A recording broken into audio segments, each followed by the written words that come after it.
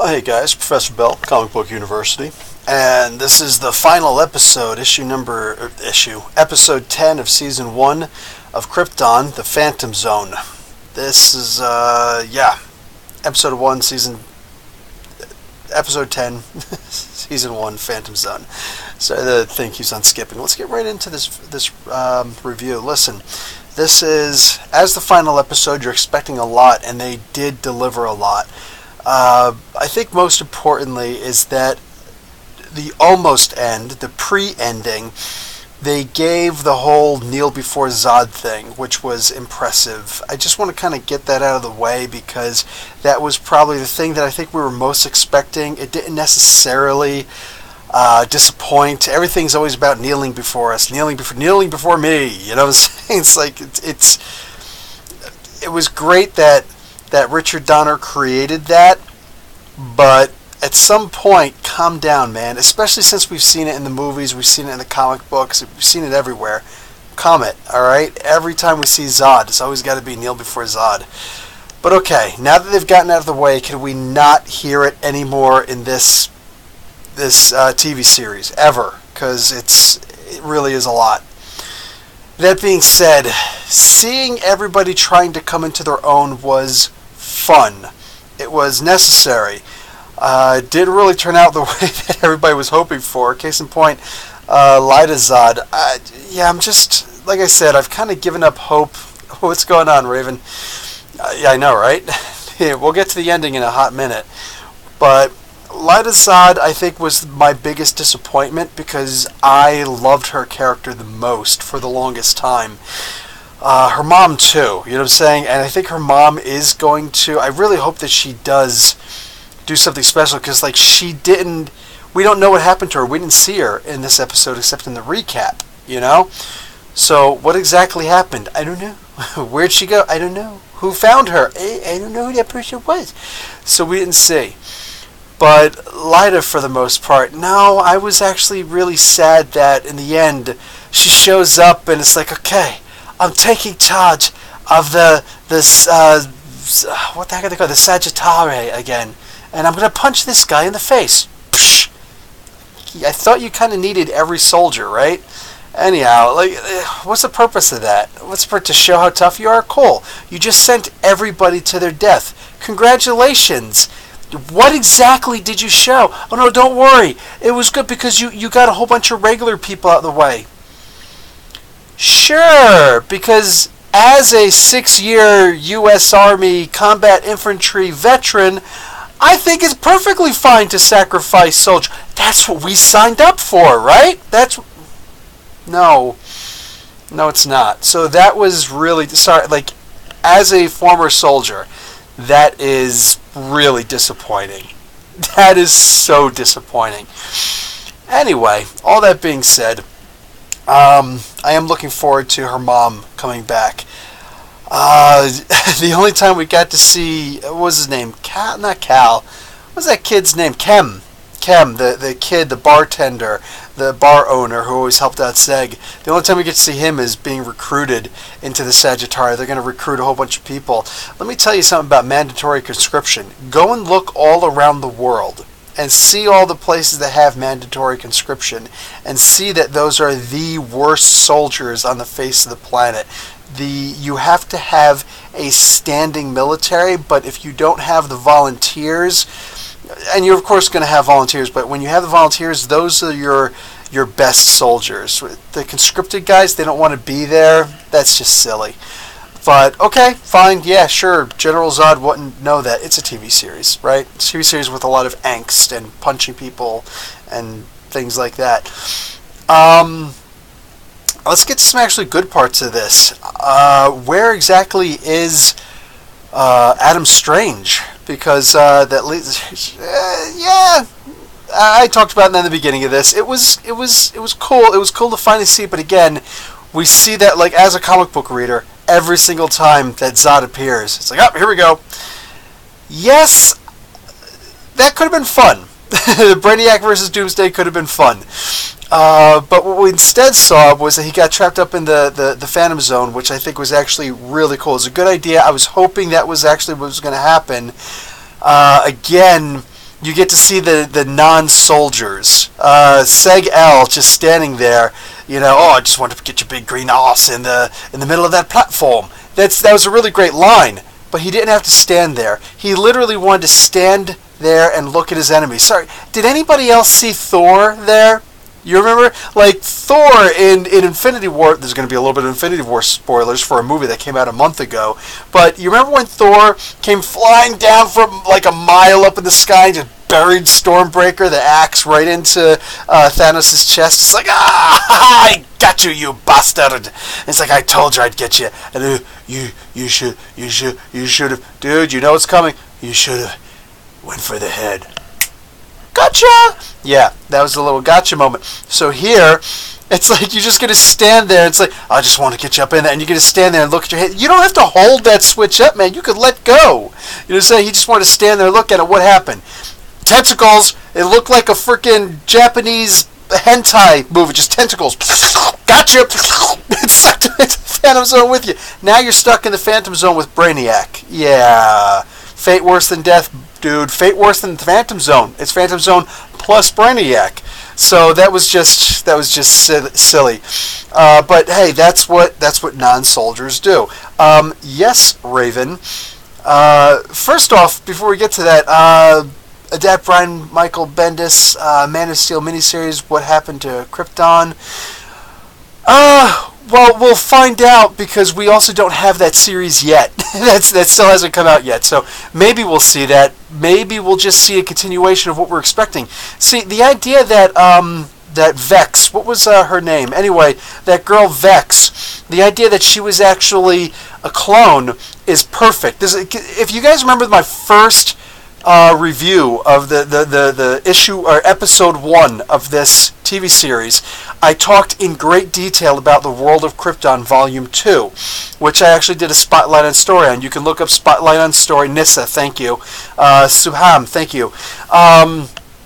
You can look up my Spotlight on Story for World of Krypton, and it'll be like almost an hour, 45 minutes or so of me telling you all about those 4 issues that this entire series was genuinely based on.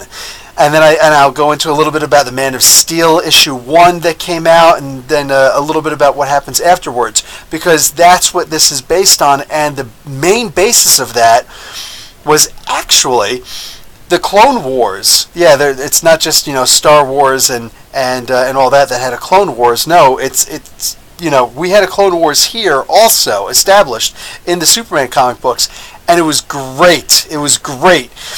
The counter war, the wars and counter wars over these potentially sentient clones. So the fact that they showed all those in the previous issue was cool. The fact that we know for a fact that's what we're going to be seeing in the next season is golden. That's golden because that's where all of this comes from. So I'm really looking forward to seeing that of all things.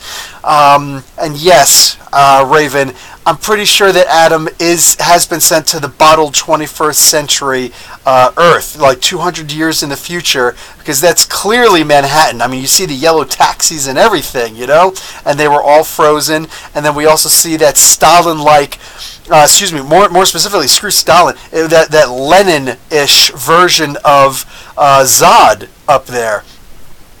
And it reminds me just a little tiny bit of the what was that called, where Superman was the Russian?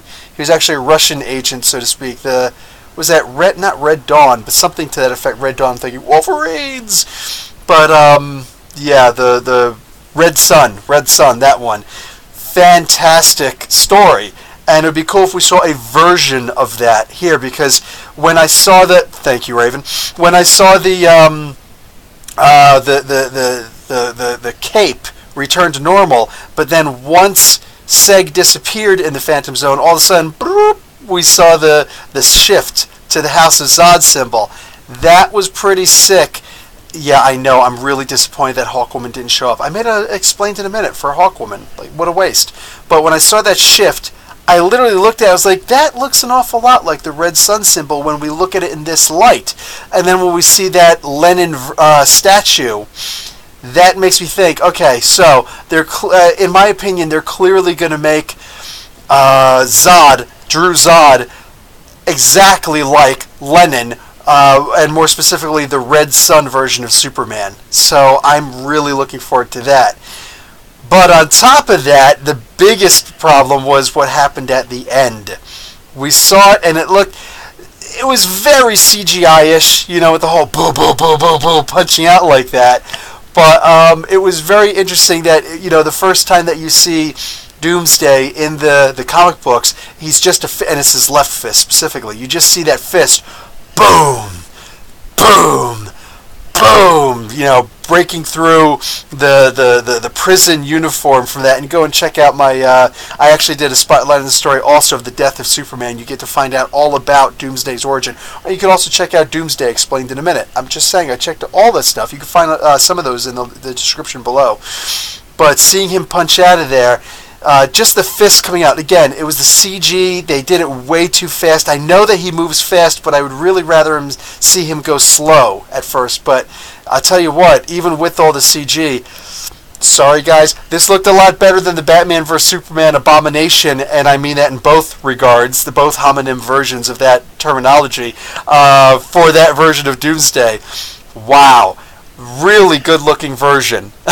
And I'm sure they're going to sink a lot more money, because we already know that a couple days ago they already renewed this season, this TV show for a second season, a full second season. I don't know for a fact how many episodes have been released. Maybe it's just another 10, but they fully released this for another season. So that's kind of awesome. That is totally awesome. I am kind of hoping, with all that they've got going on, all those clues, like the Red Sun Zod version of Superman, with the Clone Wars that they're going to do, and with Doomsday actually being free at this point, that's 3 huge deals. Plus the Adam Strange being trapped in what seems like the world of tomorrow. That is going to be interesting. That's 4 major storylines right there. I don't want to see Hawkwoman and Thanagar and the Rann-Thanagar Wars. What I want to see is, just like they slowly slipped everything in there, it's easy to be the most watched show on Sci-Fi, but no, I agree. That is freaking awesome, Subham, because, the show is great. I have to wait 9 months for it. That's okay. So, just whatever, the birth of a child, man. Maybe Nissa's kid will be born by then. That little thing. But, oh man, with all the stuff they got going on, if they were to introduce Rann and just mention Thanagar and maybe see, some of the Hawks flying, in the background for, in war formation, by the end of the next season, that would be more than enough for me. But don't mix all 4 of these incredible storylines with the Rann-Thanagar War. That would be way too much. That would be sensory overload.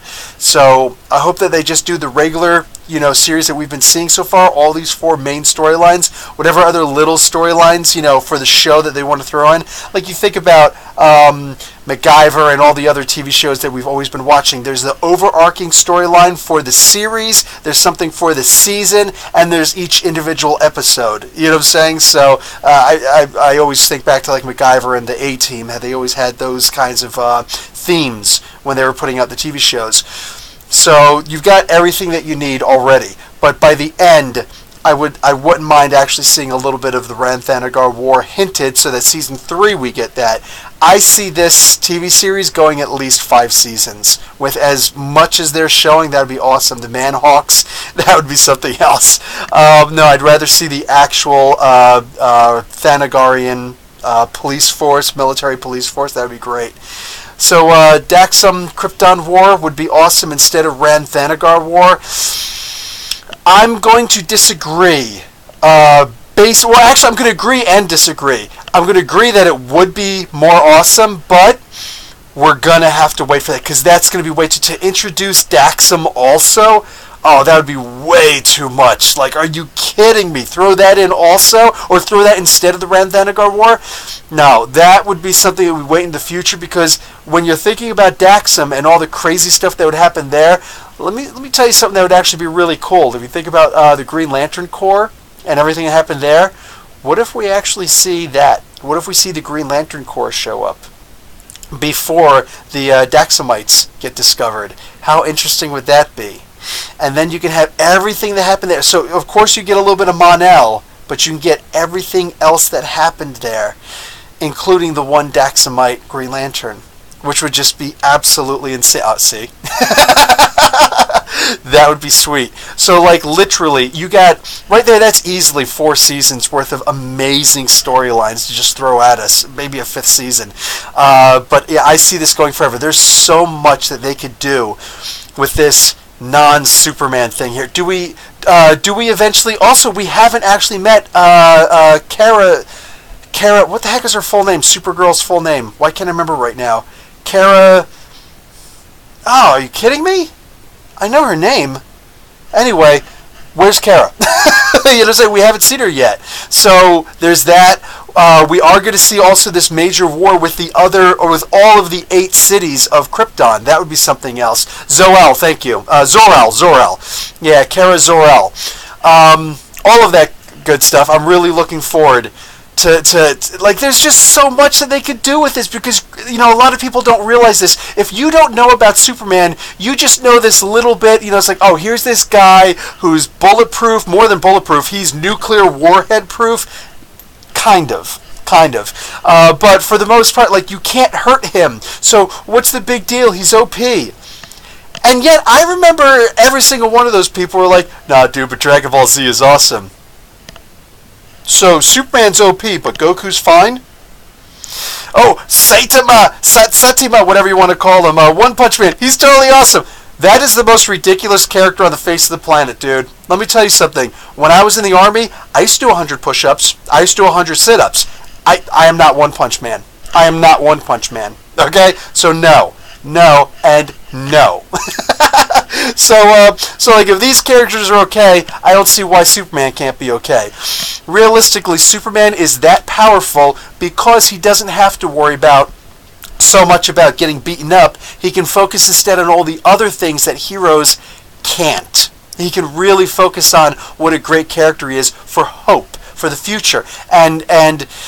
So seeing a little bit of Superman at some point would be cool. We got to see him over in the Supergirl TV series, and those were probably the best episodes, in my opinion. I haven't even finished watching season 2 yet, so I'm not the best judge of character there. But, you know, the little... Like, when we saw Red Tornado, I think that was amazing when we saw that over in Supergirl. So, could we actually get a crossover? Maybe. Do we want that? Probably not. Probably not. Let's actually just do it completely differently over here. But why couldn't we have certain characters there that, you know, otherwise, like, wouldn't it be interesting if we saw the Iron Man of the DC universe the Iron Man of the DC universe? What if one day there was a little bit of time travel and a guy came forward with a super cool suit, Rocket Red, and he shows up, literally nobody knows who the heck Rocket Red is, and just, you know, he shows up and just boom, and I feel like I gotta do a Rocket Red, 10 things about Rocket Red, explained in a minute. Make Krypton Game of Thrones in space, ancient space races, lanterns, new gods. Oh, you see, and I forgot about the new gods. Yes, you gotta have the new gods. Of course, you have to have the new gods. Who doesn't want to see Mr. Miracle show up? Like, seriously, think about this. Mr. Miracle is genuinely that character who's kind of like Adam Strange in this, except you can't contain it. It's like, oh, we got the, you know, these new handcuffs for you, and we shackled you. You're not going anywhere. And he just kind of looks up and gives a little wink. Scot-free, baby. That's what I'm talking. Right there, you know what I'm saying? Oh, and we can see mother boxes also. How sweet would that be? So yes, I want to see all of that. Everything. I want to see everything. And if this show does get cool enough, I don't know, do we want to have a crossover with the Flash TV series? Maybe. I'm not sure. It depends. I wouldn't be disappointed if we saw Wally West show up for a minute. Like, I'm just saying. You know what I'm saying? There's that. He's the other Hope character, right? There's so much that you can do with this TV series. Just go nuts. Absolutely go nuts. You know what I'm saying? They mentioned Yuga Khan as a god. He's the father of Darkseid. Yes. Steppenwolf is the uncle. You could have... Oh, did they actually mention Yuga Khan? I don't remember that. That would be awesome. Edward Brewer, what's going on, dude? Because Zod is Green Arrow's stepdad. That would actually, right, just make everybody's freaking related.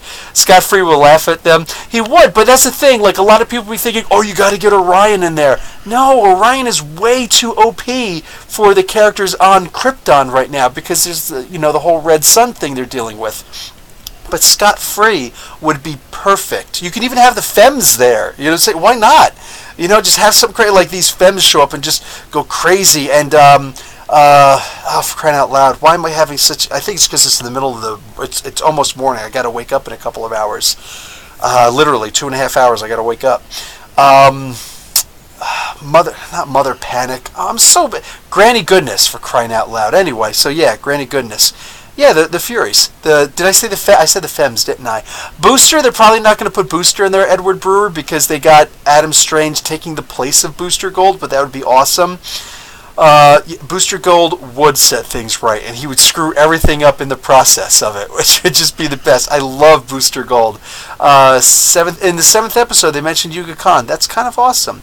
They also mentioned Flamebird in the 9th episode. It's a Phoenix Force of the DC Universe. Yep. So that would actually be really cool. But no, seriously, man, like I would completely freak out if we got to see the Furies, Granny Goodness, and Scott Free just show up and just like I think that they are perfect for the. And you know what? Would it hurt really bad if we saw a little ambush bug also? Look, I know it sounds weird, but would it be that weird? And actually, am I thinking ambush bug? I'm not thinking ambush bug, no. That would be really weird. The bug, we always call him the bug. Oh, for crying out loud, I'm so out of it. Orion always calls him Bug, and I can't remember his name right now. He just died recently, which is a shame. But anyways, I think you guys get what I'm saying. There's so much that they could just throw at us that it would be great. And I would be so down for seeing it. Anyway, I'm going to call this video a wrap because I'm literally just, we're talking about what we can see. Like, we're on a serious high from how awesome this episode was and how great it ended. Yeah, I'm looking forward. No, ambush bug would be awesome, but I can't remember the bug's name from the actual New Gods. That ward that was collected. Anyway, I just can't remember what his name is right now. Alright, so we're going to call this video a wrap. Alright, and I've got work to do still. So I don't think there's going to be any sleep for me tonight. It is what it is. Alright, guys, seriously, thank you for all the interaction in the middle of the night. I know there's so many opportunities. In the middle of the morning, yeah, awesome. Alright, guys, Professor Bill, Comic Book University. Class dismissed. Motorcycle.